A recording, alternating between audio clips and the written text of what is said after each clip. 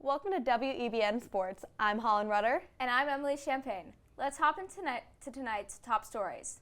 The Miami Dolphins defeated the Denver Broncos 70-20 Sunday. With 726 yards of offense, this marks a historic landslide victory for the Fins. This is the first time in NFL history that a team has scored 5 passing and rushing touchdowns.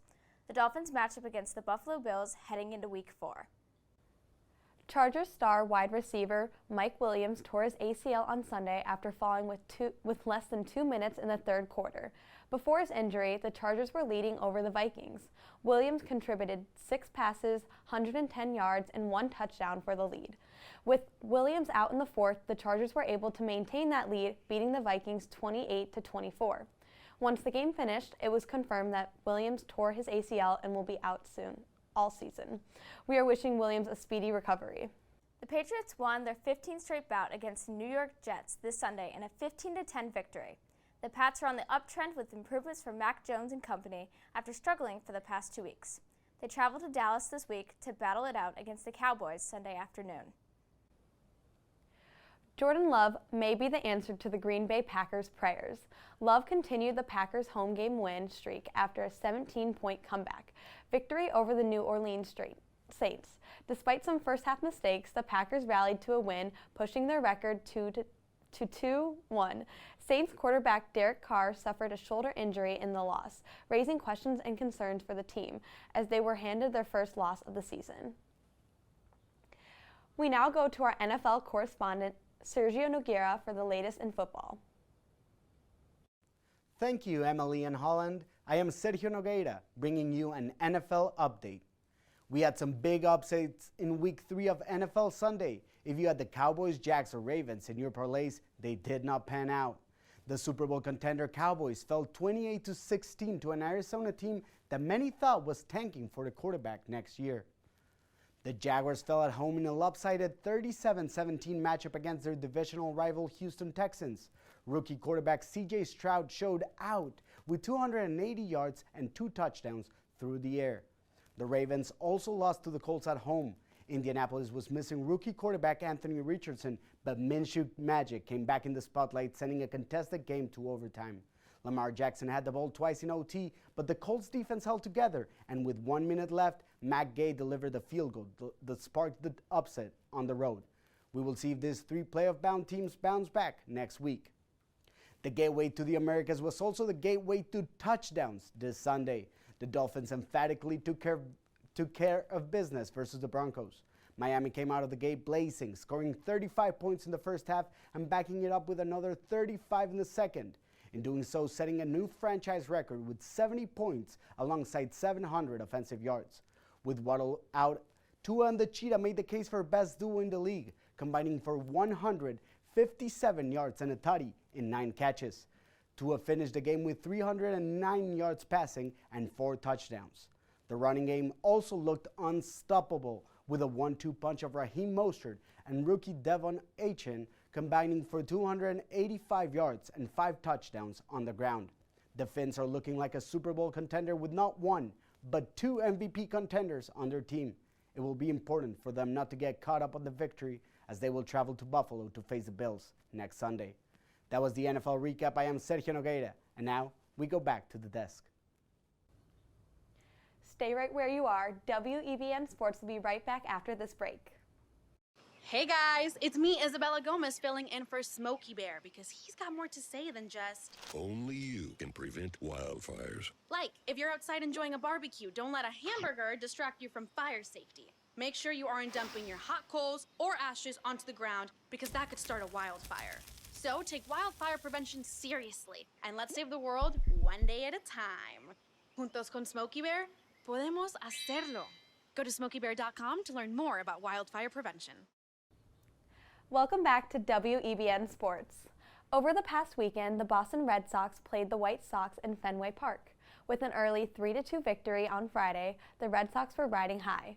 With a close 1-0 loss on Saturday, Red Sox were determined to bounce back on Sunday. However, this came to a sudden halt in the 6th inning when the rain would not stop. The game came close to a close after only 6 innings. The Red Sox just barely lost 3-2. The Red Sox play the Tampa Bay Rays tonight at Fenway. For more baseball, MLB correspondent Jordan Berkwich has tonight's top stories. With less than 1 week in the regular season, let's see who's made it to the postseason. The Braves, Dodgers, and Twins have all won their respective divisions. The Brewers will likely win their division as they lead by 6 games and have already clinched their postseason berth. The next 6 games will decide if the Orioles or Rays win the American League East Division. Both teams, however, clinched their postseason slots. Now the Red Sox. They were officially eliminated from the postseason contention Wednesday. They lost 15-5 against the Rangers, bringing down the record to 75-78. Later that day, the Blue Jays sealed the Red Sox's fate with a win against the New York Yankees. The Red Sox will now have to focus on rebuilding their team for next season. Another team that was eliminated last week was the Angels. They had a tough last few weeks, winning only 2 of their last 10 games. However, there may be a silver lining. Nolan Schanuel, a rookie who was drafted in the first round of this year's draft, was brought up to the majors. In his first few games, he had a record-breaking 10-game hit streak for the Angels. Since then, he has gotten on base in every single one of his first 25 games. Schanuel is slashing .283 during his first 99 at-bats. He will likely be a key piece in the Angels lineup in 2024 as they rebuild for the postseason. Back to you, Emily and Holland. Los Angeles Angels star center field Mike Trout has officially been shut down for the rest of the season. Trout was placed on the 60-day injury list this past Sunday. After playing just 1 game since injuring the hamate bone in his left hand back in July, Trout was emotional speaking to reporters about the Angels' disappointing season, as this is his 9th straight year missing out on the postseason. Despite circulating trade rumors, the 11-time All-Star has expressed that he is looking forward to Angels spring training. However, Los Angeles Angels ownership have stated that if Trout wants to out between now and then, they are open to negotiations. We'll be right back after this short break. If you're buzzed and doing this,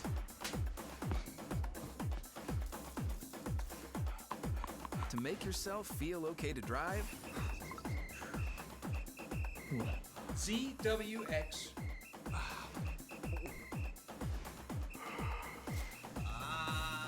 you're not okay to drive. YGKLVW. Regular you. Welcome back to WEBN Sports. Thanks for tuning in tonight. Taylor Swift attended the Chiefs-Bears game Sunday night.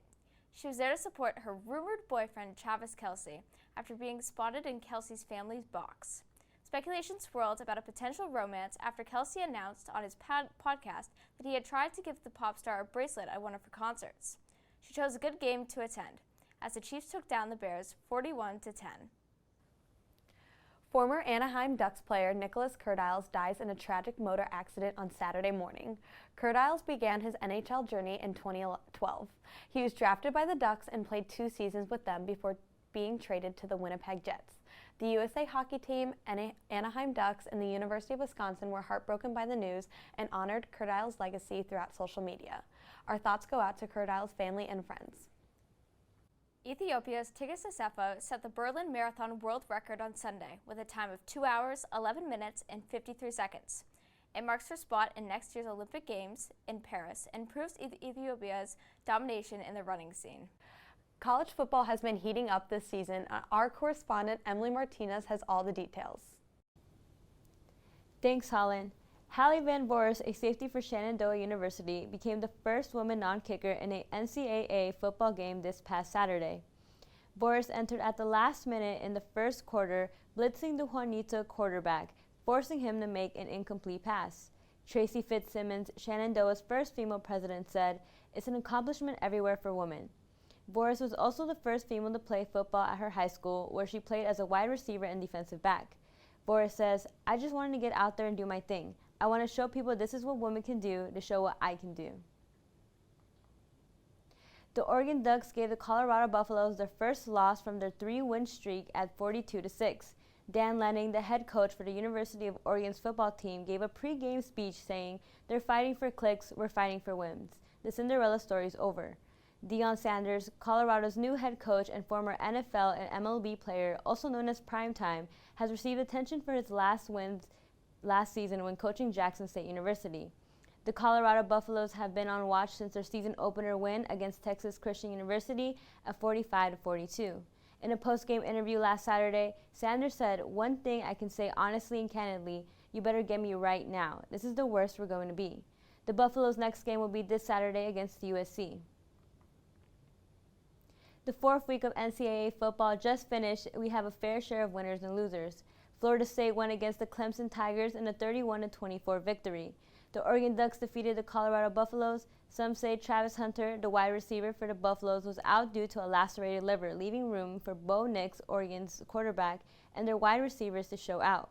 UCLA is still undefeated from their 14-7 win against UCLA. Penn State also won against Iowa in a 31-1, keeping them undefeated. Their next games are against Northwestern and UMass, where they will then play with rivals Ohio State.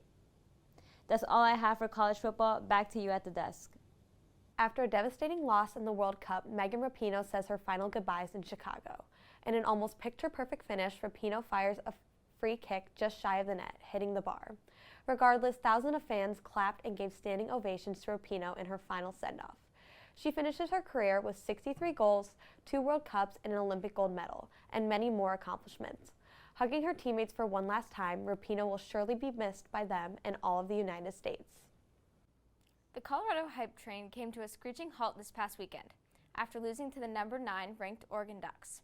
In the highly anticipated matchup, the Buffaloes scored just 1 touchdown in their 42-6 loss. Buffalo's quarterback Shedeur Sanders struggled most of the game as Oregon's defense dominated.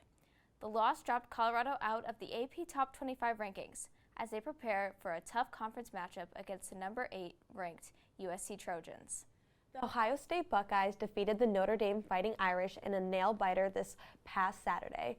After getting off to a slow start, they managed to lead 14-10 the majority of the game before giving up a last-minute rushing touchdown to Ohio State running back Chip with 1 second left on the clock. The Buckeyes spoiled Notre Dame's chances at going 5-0, handing them their first loss of the season. Thank you so much for tuning into WEBN Sports. I'm Emily Champagne. And I'm Holland Rutter. Have a good night.